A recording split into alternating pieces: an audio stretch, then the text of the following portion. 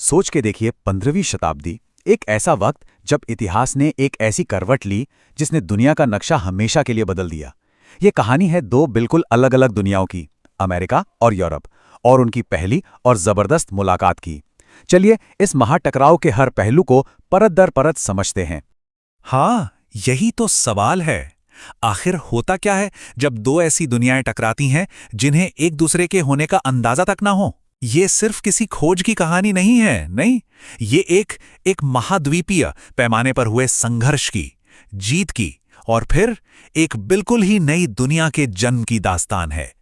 अच्छा, इस टकराव को ठीक से समझने के लिए ना पहले इन दोनों दुनियाओं के बीच जो बुनियादी फर्क था उस पर गौर करना होगा। देखिए, नई दुनिया में जमीन किसी एक की नहीं बल्कि पूरे समुदाय की होती थी। वहीं दूसरी तरफ पुरानी दुनिया में प्राइवेट प्रॉपर्टी ही सब कुछ था।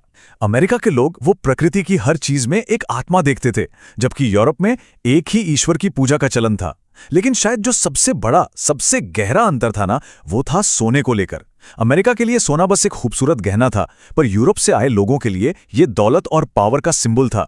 और बस यही जो सोच का गहरा फर्क था, उसी ने आने वाले संघर्ष की नींव डाल दी। तो चलिए सबसे पहले उस दुनिया में चलते हैं जो यूरोपियंस के आने से सदियों पहले से अमेरिका में फल फूल रही थी। और ये समझना जरूरी है कि ये कोई खाली या पिछड़ी हुई जमीन बिल्कुल नहीं थी, बिल्कुल भी नहीं। कैरेबियन में अरवाक जैसे कुशल नाविक थे। मेक्सिको में एस्टेक ने पानी के बीचों बीच टेनोक्टिटलान जैसा शानदार शहर बनाया था। माया सभ्यता, वो तो मैथ्स और एस्ट्रोनॉमी के माहिर थे। और एंडीज के ऊंचे पहाड़ों में इनका का एक बहुत बड़ा और सुसंगठित साम्राज्य था। मतलब ये सभी अपने आप में हाईली डेवलप्ड और कॉम्प्लेक्स सिविलाइजेशंस थी। सबसे दिलचस्प बात तो ये है कि खुद क्रिस्टोफर कोलंबस ने जब वो पहली बार अरावाक लोगों से मिला तो उनकी दरिया दिली के बारे में लिखा। वो ये देखकर हैरान था कि ये लोग अपना सब कुछ बांटने को तैयार रहते हैं। जरा सोचिए, ये बात उस बेरहमी से कितनी अलग है जो आगे चलकर होने वाली थी। तो फिर सवाल उठता है, आखिर यूरोप के लोग अटलांटिक महासागर के पार जाने के लिए इतने बेचैन क्यों थे? उनका मोटिवेशन क्या था?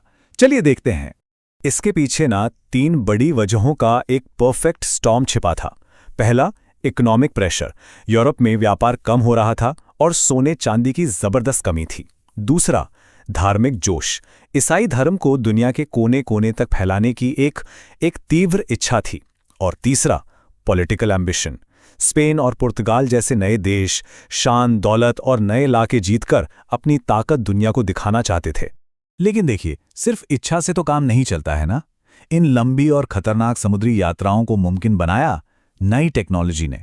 कंपास जैसे नेविगेशन टूल्स और बड़े हथियारों से लैस जहाज़ों ने ही इन बड़े बड़े योजनाओं को हकीकत में बदला। और बस यहीं से कहानी का सबसे ड्रामेटिक, सबसे शॉकिंग मोड़ शुरू होता है, अमेरिका के महान साम्राज्यों का पतन। ये शब्द हैं बर्नार्ड डियाज के, एक स्पेनिश विजेता। जब उसने पहली बार एस्टेक राजधानी टेनोक्टिटलान को देखा ना, तो उसकी आंखें फटी की फटी रह गईं। सोचिए, पानी के बीचों बीच बना पत्थरों का शहर, एक सपने जैसा। इससे आप अंदाजा लगा सकते हैं कि दांव पर क्या लगा हुआ था। तो अब सबसे बड़ा सवाल, मुट्ठी भर स्पेनिश लोगों ने लाखों लोगों के इन साम्राज्यों को आखिर हराया कैसे? उनके पास बारूद, स्टील की तलवारें और घोड़े जैसे सैन्य हथियार तो थे ही, लेकिन उनके सबसे खतरनाक हथियार वो अदृश्य थे। चेचक और खसरे जैसी यूरोपीय बीमारियां, इनके खिलाफ स्थानीय लोगों में कोई इम्यूनिटी ही नहीं थी। इन बीमारियों ने मौत का तांडव मचा दिया। और इसके अलावा उन्होंने बड़ी चालाकी से स्थानीय गुटों की आपसी दुश्मनी का भी पूरा फायदा उठाया। और ये सब कितनी तेजी से हुआ, ये टाइमलाइन देखकर सच में रोंगटे खड़े हो जाते हैं।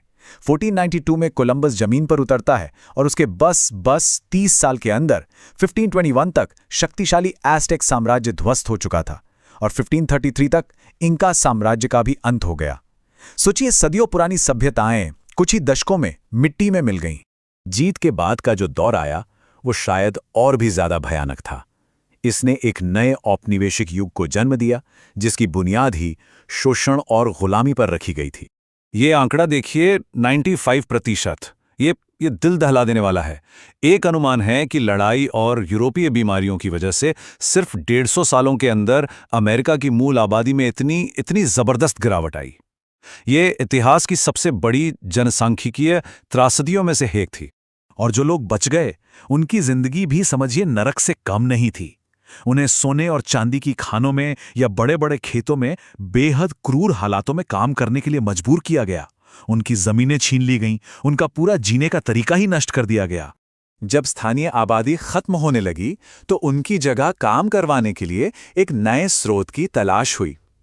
और ये जो संख्या है 36 लाख, ये सिर्फ ब्राजील लाए गए अफ्रीकी गुलामों की है। सिर्फ ब्राजील।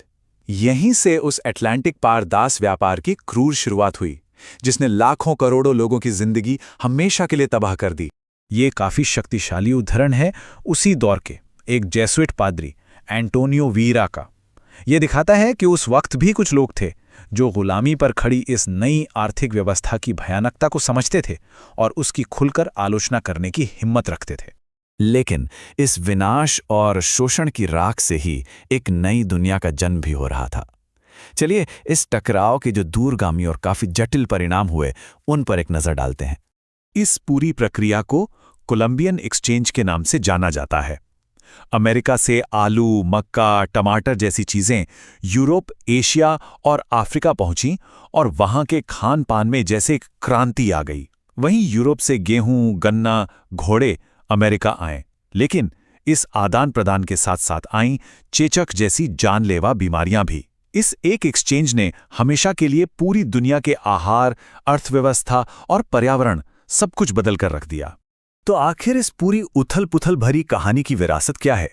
वो है आज का आधुनिक लैटिन अमेरिका, एक ऐसी जीवंत और जटिल संस्कृति जो वहां के मूल निवासियों, यूरोपीय और अफ्रीकी लोगों और उनकी परंपराओं के गहरे मिश्रण से बनी है। शायद यही इस टकराव की सबसे स्थायी पहचान है। और हम इस पूरी चर्चा को एक मूल निवासी ब्राजीलियाई द्वारा एक यूरोपीय से पूछे गए इस बड़े ही मार्मिक सवाल के साथ खत्म करेंगे। ये सवाल इस पूरे ऐतिहासिक अध्याय के दिल में जो मूल्यों का टकराव था, उसको सामने लाकर रख देता है। ये सीधा उस बुनियादी फर्क पर चोट करता है कि जरूरत क्या है और लालच क्या। एक ऐसा सवाल जो आज भी उतना ही, शायद उससे भी ज्यादा प्रासंगिक है।